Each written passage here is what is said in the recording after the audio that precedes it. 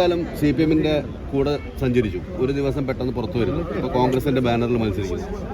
എന്താണ് അങ്ങനെ ഒരു തീരുമാനത്തിലേക്ക് എത്താൻ കാരണം? കമ്മ്യൂണിസ്റ്റ് സംഘടനാ തത്വങ്ങൾ തകർത്തുകൊണ്ടിരിക്കും. അതിന് ചില വ്യക്തികളുടെ താല്പര്യമാണ്. ഇതിനെ ഞാൻ പാർട്ടിക്കകത്ത് നേരിട്ടിട്ടുണ്ട്. അതിൻ്റെ ക്ലൈമാക്സിലാണ് ഇവിടുത്തെ സ്ഥാനാർത്ഥിത്വം എത്തിയിരുന്നത്. പാർട്ടി ഘടകങ്ങൾ ആകെ എതിർത്തിട്ട് അത് ഉയർന്ന സെക്രട്ടേറിയറ്റ് മുതൽ ബൂത്ത് തലം വരെയുള്ള പാർട്ടി ഘടകങ്ങൾ ആകെ എതിർത്തിട്ട് ആ സ്ഥാനാർത്ഥിയെ അടിച്ചേൽപ്പിക്കുകയാണ്. ഇത് ജനാധിപത്യ വിരുദ്ധമാണ്. പാർട്ടിയിലെ ജനാധിപത്യത്തിനെതിരായിട്ടുള്ള ഉൾപാർട്ടി ജനാധിപത്യത്തിനെതിരായിട്ടുള്ളതാണ്. അതിൽ പ്രതിഷേധിച്ചിട്ടാണ് ഞാൻ ഇത്തരം ഒരു തീരുമാനം എടുത്തത്. മാഷ് പറയുന്നത് എന്താ വെച്ചാൽ പ്രധാന നിക്ഷേപം മാഷിക്ക് ഒരു സ്ഥാനമോഹത്തിന് വേണ്ടിയിട്ട് പാർട്ടി ഒട്ടുകൊടുത്തതാണ്. അല്ലാതെ ഈ ഗോവിന്ദ മാഷ്ക്ക് ഇനിയും വെയിറ്റ് ചെയ്യാനുള്ള സാഹചര്യമുണ്ട്. ഒരുപാട് സ്ഥാനങ്ങൾ തന്നതാണ്. പക്ഷേ ഈ MLA സ്ഥാനം ആഗ്രഹിച്ചിട്ട് അതിൻ്റെ പുറത്ത് മാത്രമാണ് മാഷ് ഇറങ്ങിപ്പോയെന്നുള്ളൊരു ചർച്ചയാണ് CPM മുമ്പോട്ട് വയ്ക്കുന്നത്. എനിക്ക് സ്ഥാനമാനം മോഹം പറയുന്നവരോട് ഒരു ചോദ്യം എനിക്ക് ചോദിക്കാം. മോഹമില്ലാത്തവർ 3 തവണ MLA ആയി 4ാം തവണ ആ കസേരയിൽ എൻ്റെ ഭാര്യ ഇരിക്കണമെന്ന് പറയുന്നതാണോ സ്ഥാനമോഹത്തിൻ്റെ പ്രശ്നം? ഞാൻ എവിടെ ഇരുന്നിട്ടില്ലല്ലോ, ഇതിനു മുമ്പ് ആഗ്രഹിച്ചിട്ടില്ലല്ലോ, ആരോടും പറഞ്ഞിട്ടില്ലല്ലോ.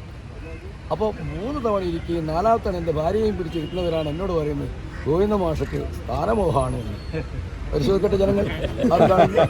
പക്ഷേ തളിപ്പറമ്പ് മണ്ഡലം എന്ന് പറയുന്നത് നമ്മൾ രൂപീകരണത്തിന് ശേഷം ആകെ ഒരു തവണയാണ് കോൺഗ്രസിന് CPM നഷ്ടപ്പെട്ടത്. ആകെ ഒരു തവണ, അത് 70-കളിലൊന്നാണ് എൻ്റെ ഓർമ്മ. ഇതുവരെ പിന്നീട് CPM മാത്രം ജയിച്ചൊരു മണ്ഡലമാണ്.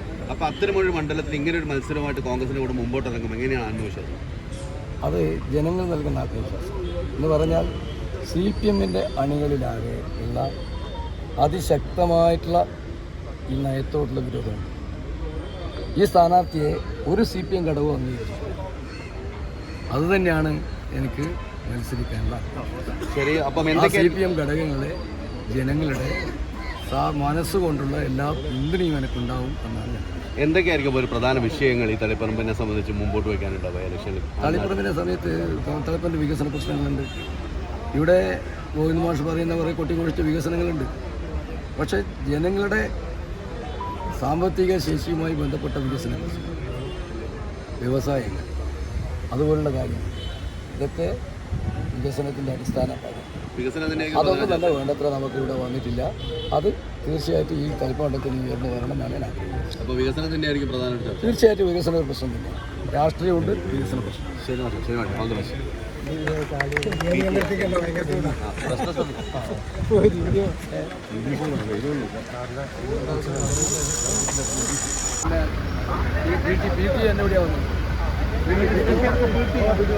മറ്റേ വണ്ടി എന്ത്